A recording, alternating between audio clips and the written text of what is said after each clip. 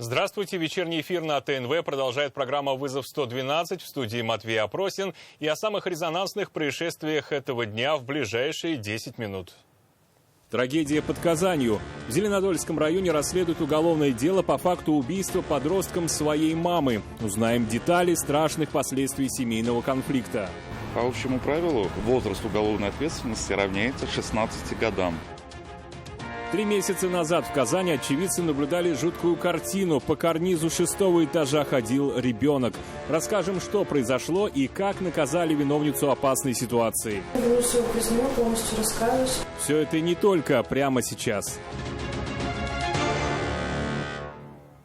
Правоохранители расследуют уголовное дело по факту убийства подростком своей матери. Трагедия произошла под Казанью в поселке Центральная Ореховка, это в Зеленодольском районе. Как установили дознаватели, девочка часто ругалась с мамой. В то злополучное утро она не выдержала претензий в свой адрес, схватилась за нож и несколько раз ударила родственницу, пока та спала. Женщину похоронили, а девочке грозит лишение свободы. С места трагедии Нафиса Минязова.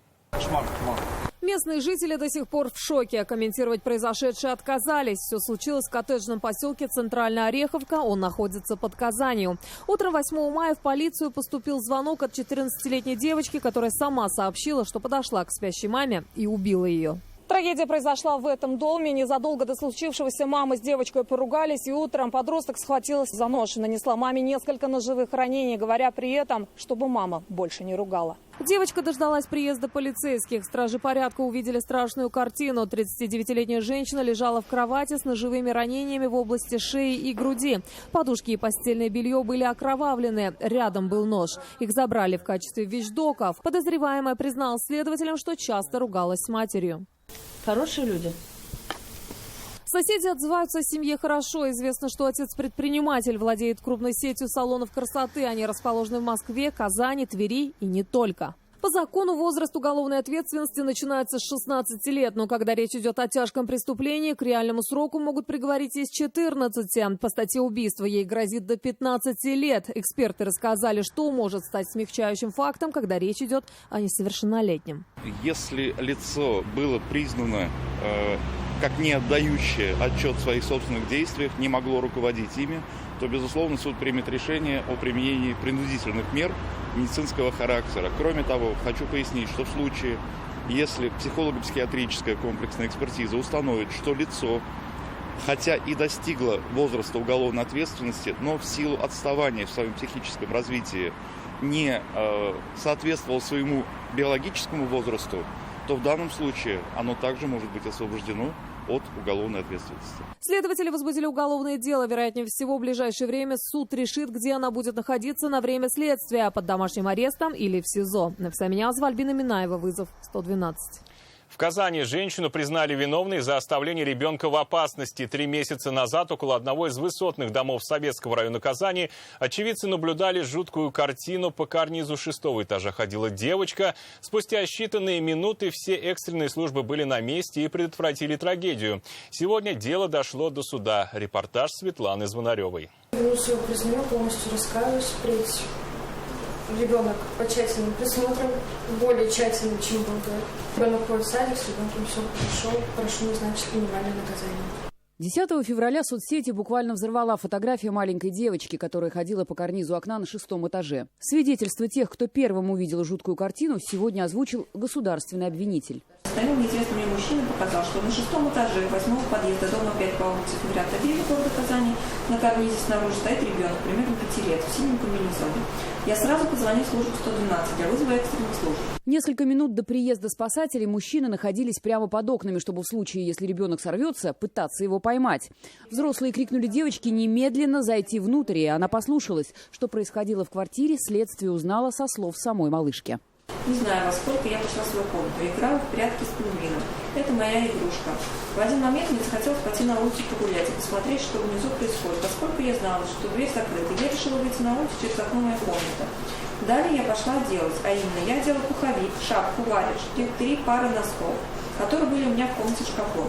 А ботинки я не одевала, поскольку я подумала, что дверь у мамы открыты, и они меня уже заметят. Сообразительная девочка верно рассудила, что мама и ее друг, которые в тот момент работали на удаленке в соседней комнате, не отправят ее на опасную прогулку. Поэтому вышла на карниз без обуви. То, что ребенок смышленый, отмечали специалисты, свидетельствовавшие в суде.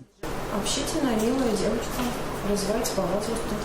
Со слов ребенка, на тот момент в детский сад она не ходила, и, возможно, недостаток общения стал одной из предпосылок случившегося. Она очень много говорила про маму, то, что любит ее, она нарисовала на рисунках тоже маму. С ее слов она говорила, что они очень мало гуляют на площадке, мама как бы работает, она может содержать семью. И поэтому часто девочка, видимо, дома оставалась одна. Она говорит, я провожу много времени в комнате, у меня была любимая игрушка пингвин. Длина подоконника около 1,5 метра, ширина всего 30 сантиметров. Ребенок в пуховике и носках стоял на краю почти 20-метровой пропасти. На карнизе я стояла недолго. Мне внизу крикнули: «Девочка, зайди обратно». Я подумала, что это сказал полицейский, и я решила зайти обратно в комнату. Защитник просил суд учесть то, что семья девочки характеризуется положительно, материальных затруднений не испытывает, а ребенок вновь начал ходить в садик. С момента своего задержания моя подзащитная признала вину в полном объеме. В содеянном она искренне раскаялась. В дальнейшем она активно способствовала расследованию преступления. Прошу учесть, что моя подзащитная не судима и вообще никогда не привлекалась к уголовной ответственности. Суд признал маму девочки виновной по статье 125 УК РФ «Оставление в опасности». С учетом всех исследованных обстоятельств ей назначен штраф в 20 тысяч рублей.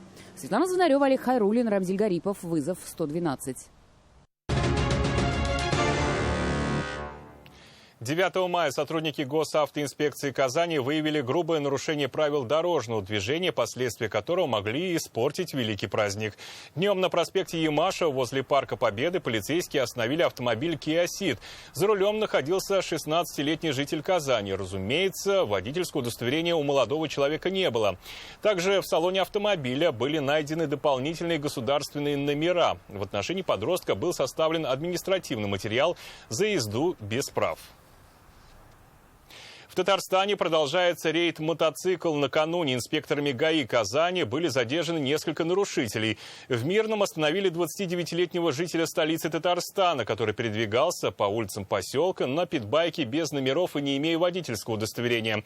Пока на нарушителя составляли 3 протокола, прямо на патруль выехали несколько квадроциклов, водители которых попытались скрыться. Одному из них это не удалось. 46-летний мужчина был задержан. Помимо наказания за езду без номеров, ему придется ответить и за неподчинение требованию полиции об остановке. Чуть позднее на улице Дубравная задержали 44-летнего казанца, который управлял скутером без водительского удостоверения. Все мотосредства помещены на спецстоянку. И это все, о чем сегодня мы успели вам рассказать. Во всех происшествиях можете сообщать нам по телефону 570 50 50. В студии был Матвей Опросин. До встречи. Не бросайте вызов судьбе, вдруг она его примет.